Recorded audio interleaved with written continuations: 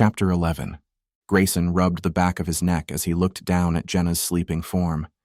She was curled into a fetal position on Remy's office couch. Her face was red and blotchy, as if she had been crying. "How long has she been here?" Grayson asked. Why Jenna would come to the Tropical Rain Casino was beyond him.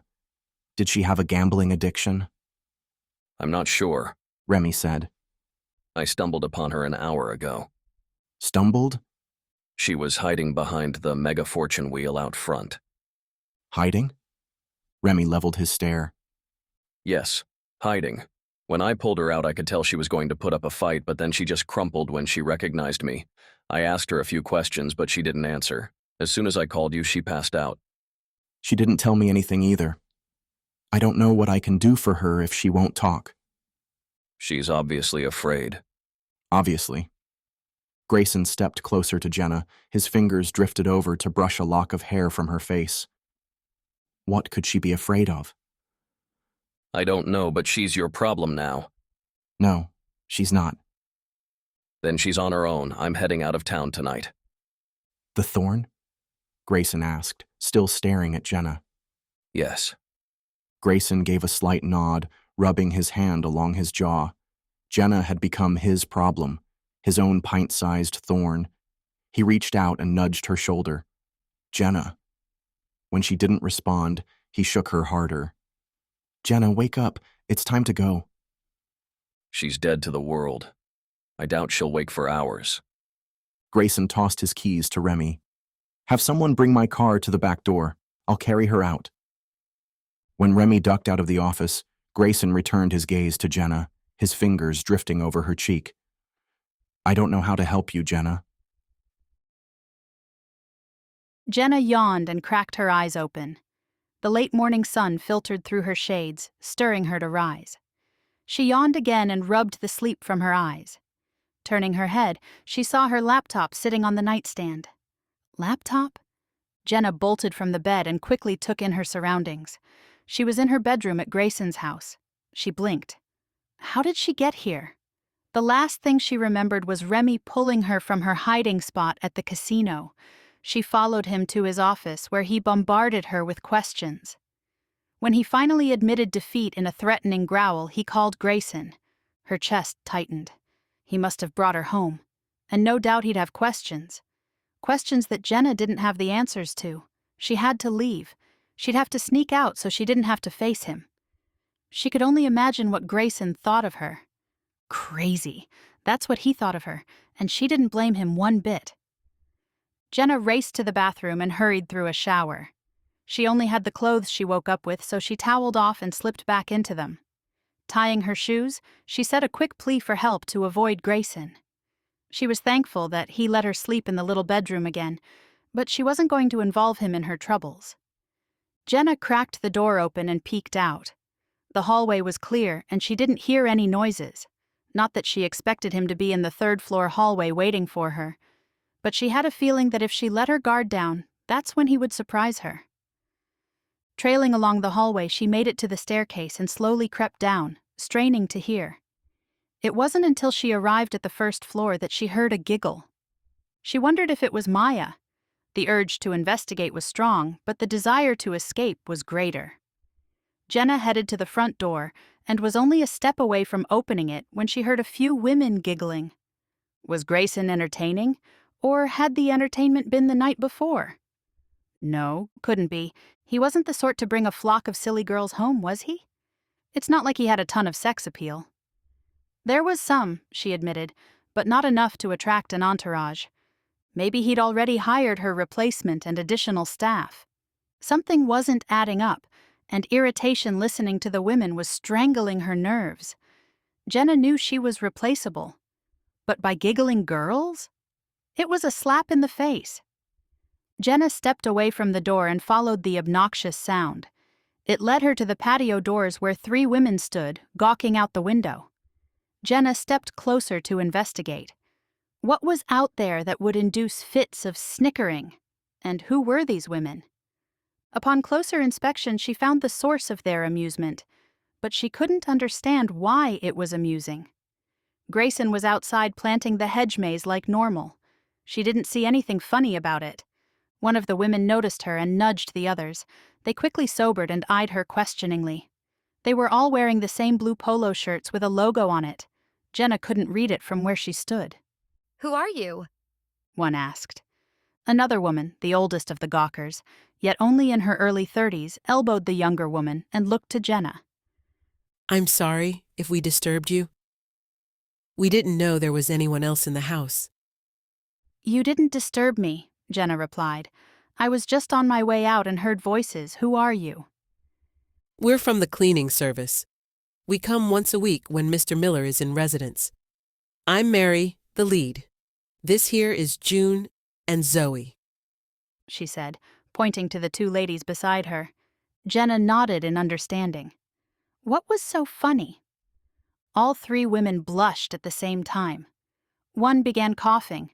Jenna watched them in silence until Mary cleared her throat and stammered her explanation. Jenna blinked. You were giggling at Mr. Miller because he is gardening?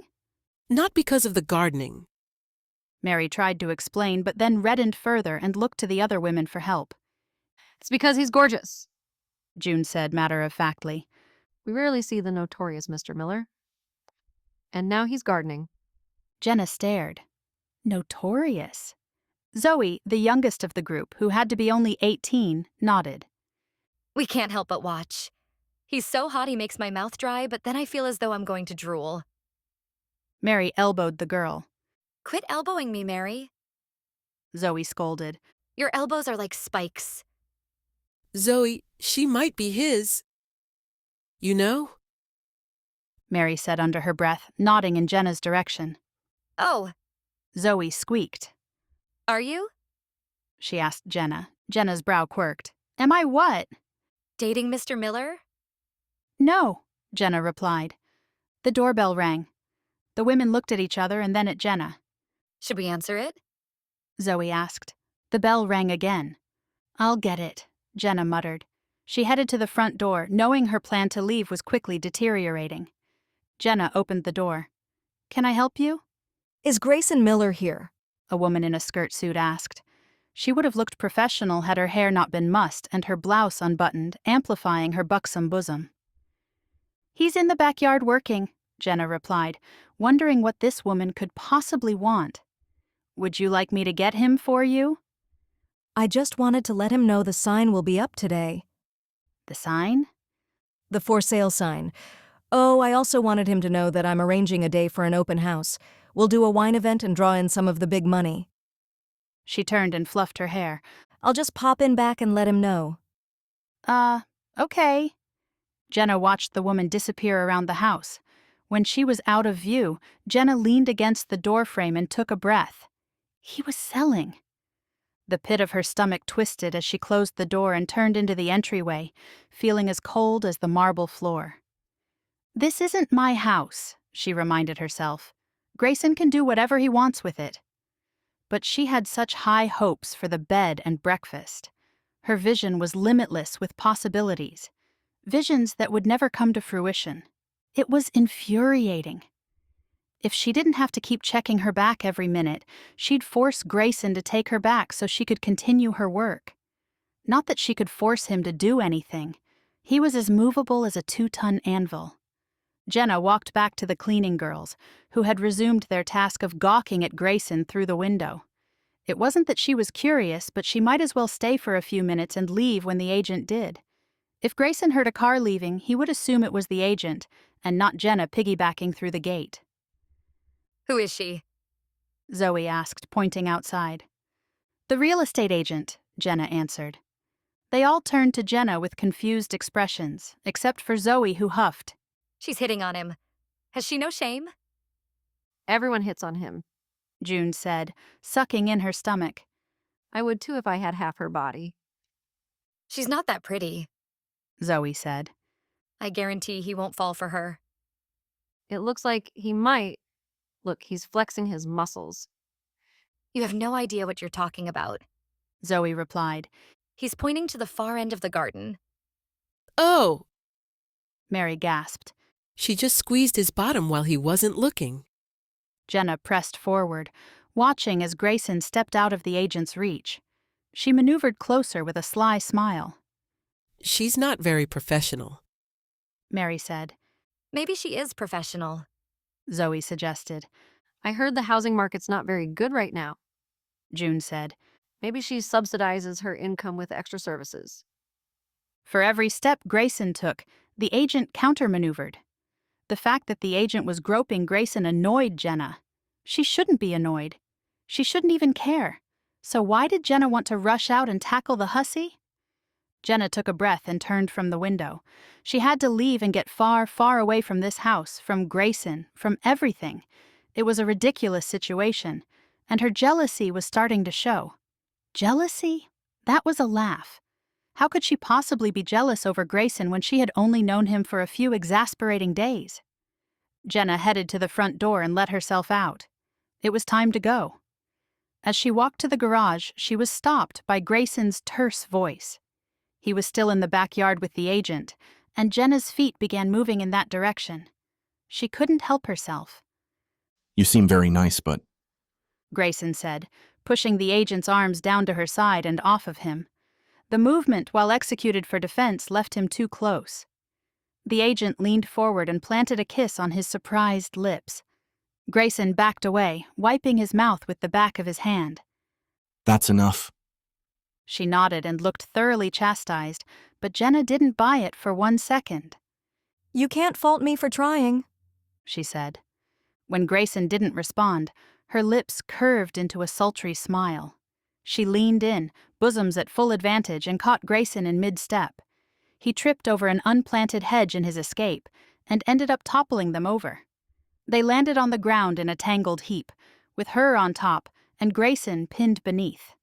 Her smile grew. Jenna had seen enough. In fact, her vision flooded red. Never before had she wanted to attack with such ferocity. Before she could think to cool down and let Grayson fight his own battle, Jenna marched over and picked up the hose. She pressed hard against the trigger, blasting the woman as she bent over Grayson to steal another kiss. The agent screeched as the frigid water assaulted her with full force. She turned and tried to dodge, but Jenna didn't let up. She sprayed mercilessly until the woman had the good sense to make a run for it. As she escaped to the front of the house, Jenna let go of the hose and jumped back. Did she really just do that?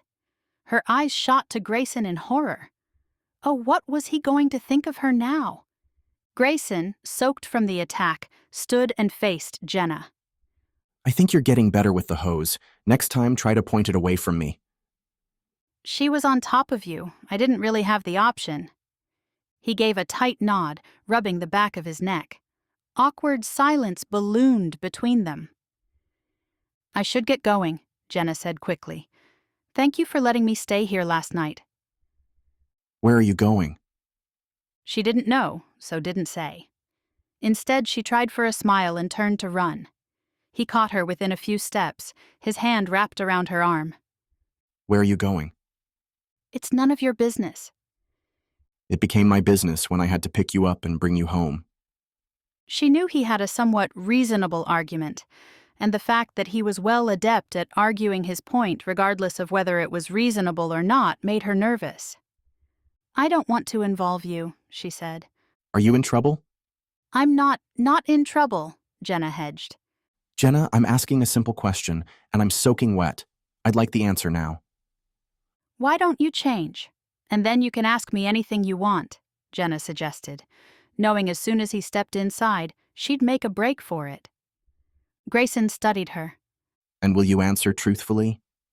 Yes. Do you promise? Yes, I'll hold you to your promise. he said, heading to the door. Meet me in the kitchen in 5 minutes. Jenna watched as he disappeared through the patio door. The maid scurried to clear out of his way as he stalked in. As soon as the door closed, Jenna dashed over to the garage. She opened the side door and hurried to her SUV, which was not there. It was still at the casino where she left it. Oh no. With a heavy sigh, she left the garage, closing the door behind her. She looked up to find Grayson standing at his window with a smug smile. She was trapped.